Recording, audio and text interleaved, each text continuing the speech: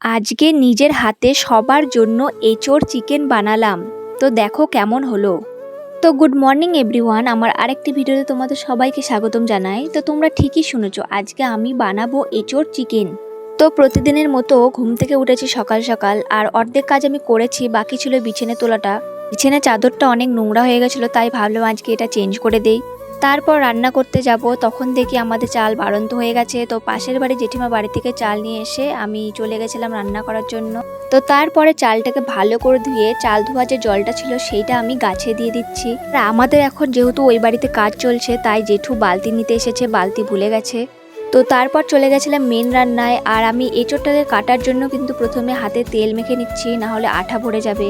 আর এইটাকে কিন্তু আমাদের গ্রাম বাংলায় কান্দা বলা হয়। আর আমরা যারা ঘরের বউরা আছি, সারাদিন খেটেও কোনোদিনও কারো কাছ থেকে নাম পাই না।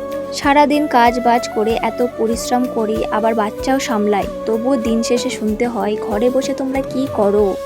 আর যারা আমার মতো হাউস ওয়াইফ আছে, আমরা ঘরে সামলাই জন্যই কিন্তু ছেলেরা বাইরে কাজ করতে পারে, তারা হয়তো সেটা ভুলে যায়। তো আমার এঁচোড়টা কাটা কমপ্লিট হয়ে গেছে, আর বাটনাটাও আমি করে রেখেছি। এখন মশলাটা তৈরি করে নেব।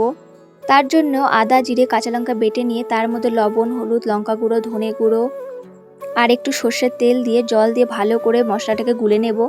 আর এঁচোড়টাকে কিন্তু আমি হলুদ দিয়ে ভালো করে ভেপে নিয়েছি, সঙ্গে কয়েকটা আলু দিয়েছি। তারপরে কড়াইয়ে তেল দিয়ে পেঁয়াজ রসুন টমেটোটা ভালো করে ভেজে নিয়ে তার মধ্যে যে মশলাটা করে রেখেছিলাম সেইটা দিয়ে চিকেন দিয়ে এঁচোড় আলু দিয়ে ভালো করে কষিয়ে নিয়ে সামান্য একটু চিনি দিয়ে শেষে গরম মশলা দিয়ে নামিয়ে নিয়েছি। নিজের প্রশংসা কিন্তু আমি করতে চাই না, তবুও বলছি খেতে কিন্তু দারুণ হয়েছে।